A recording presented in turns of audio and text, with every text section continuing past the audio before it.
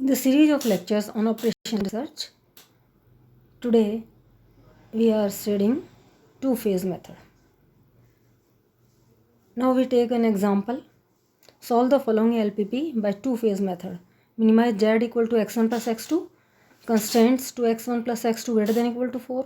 x1 plus 7x2 greater than equal to 7. And x1 x2 greater than equal to 0. तो इसे अपने को two phase method से solve करना है. तो सबसे पहले तो वही कंडीशंस अपन देखेंगे सिंप्लेक्स मेथड वाली कि जो ऑब्जेक्टिव फंक्शन है वो मैक्सिमाइजेशन का होना चाहिए. अगर मिनिमाइजेशन का है जैसा कि इस केस में है तो पूरे ऑब्जेक्टिव फंक्शन को -1 से मल्टीप्लाई करेंगे.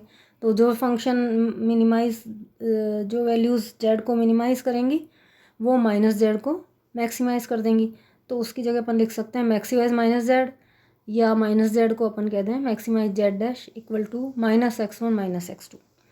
सेकेंड स्टेप क्या होता था अपना, कन्वर्ट इनइक्वलिटीज़ इनटू इक्वेशंस. तो इनइक्वलिटीज़ को इक्वलिटीज़ में यहाँ कन्वर्ट करना है. अब यहाँ क्योंकि greater than equal to sign है तो इसमें से कुछ अपने को माइनस करना है, यानी सरप्लस वेरिएबल यहाँ इंट्रोड्यूस करना है. तो पहली इक्वेशन में अपन ने लिखा -x3, दूसरे में लिखा -x4.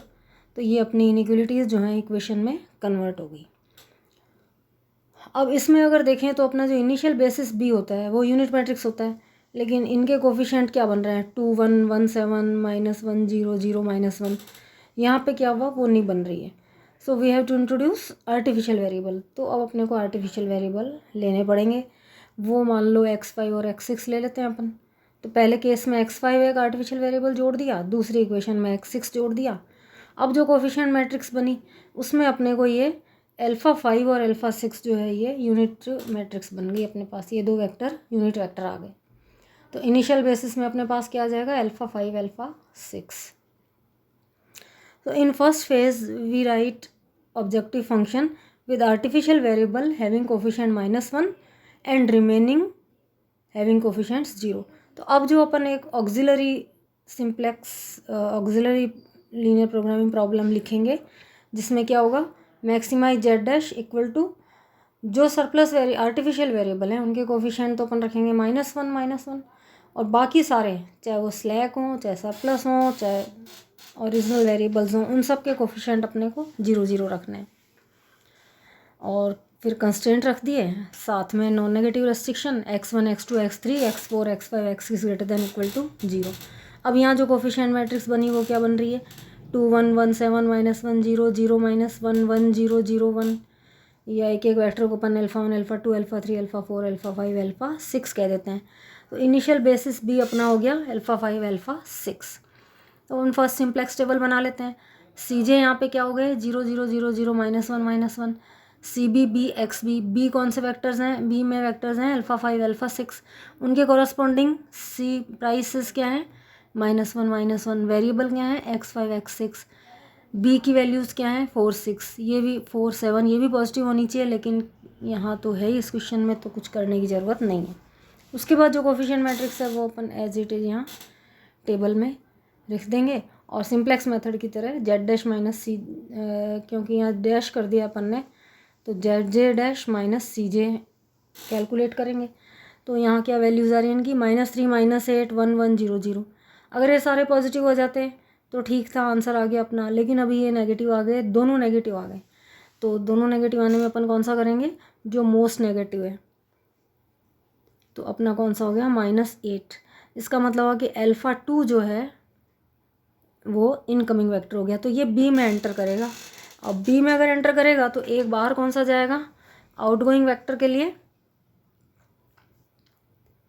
Minimum of XBI upon YI2, क्योंकि अल्फा अपना 2 हो गया है. YI2 must be greater than equal to 0. तो अब YI2 के जो Y2 के जो कंपोनेंट हैं उनको बी वाले कंपोनेंट से बी कंपोनेंट से डिवाइड कर देते हैं. तो 4/1 7/7 दोनों में से मिनिमम कौन सा है ये 7/7. तो ये एक एरो इधर बना दिया x6. तो x6 अपना आउटगोइंग वेक्टर हो गया.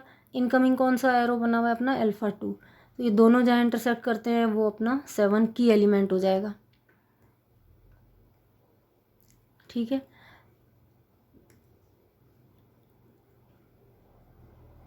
तो अब की एलिमेंट को नेक्स्ट टेबल में अपन 1 बनाएंगे. तो रो ट्रांसफॉर्मेशन लगा के अपन ये नई टेबल बनाते हैं। अब क्या क्या चेंज हुआ इसमें, बी में अल्फ़ा 5 और अल्फ़ा 6 निकल के अल्फ़ा 2 आ गया। वेरिएबल कौन से रह गए, अल्फ़ा 5 के कोरस्पॉन्डिंग x5, अल्फ़ा 2 के कोरस्पॉन्डिंग x2, और इनके कोरस्पॉन्डिंग सी बी कितना है, x5 का प्राइस -1, x2 का 0। इसके बाद जो भी रो ट्रांसफॉर्मेशन से वैल्यूज़ आई वो लिख देते हैं। तो y2 जो वेक्टर था अपना वो 0 1 बन गया। इसके बाद फिर कैलकुलेट करें z-j माइनस सी जे।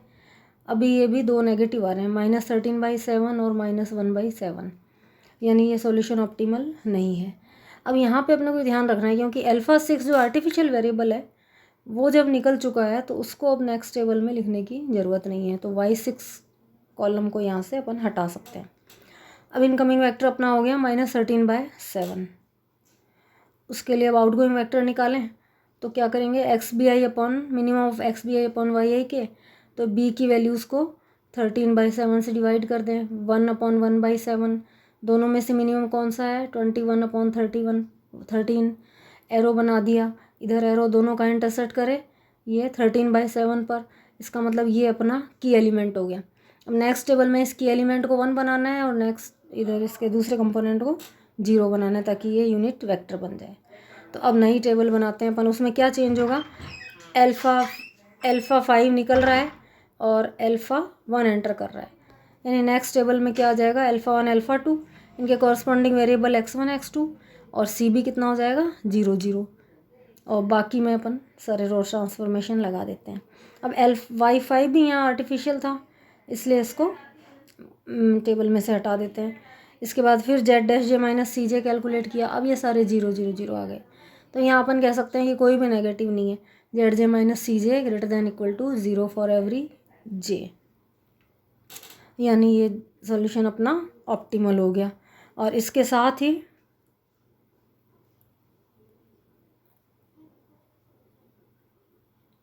इस केस में तो ये अब अपना एक बेसिक फिजिबल सॉल्यूशन हो गया ऑफ द ऑक्सिलरी इक्वेशन जो अपन ने मानी थी।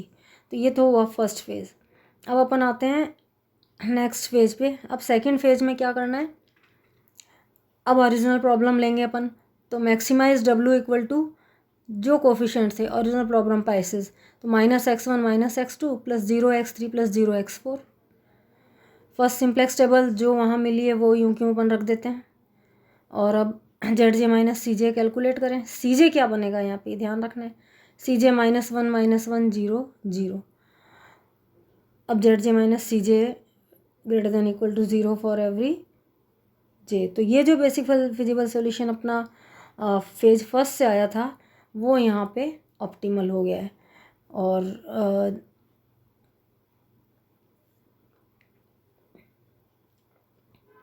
यहाँ जो बेसिस है इसमें कोई भी आर्टिफिशियल वेरिएबल भी नहीं है, तो ये सॉल्यूशन अपना ऑप्टिमल सॉल्यूशन हो जाता है। तो क्या सॉल्यूशन बना, x1 equal to 21/13, x2 equal to 10/13, x3 x4 0 and w equal to -21/13 -10/13 यानी -31/13। तो ये तो हो गया मैक्सिमम w।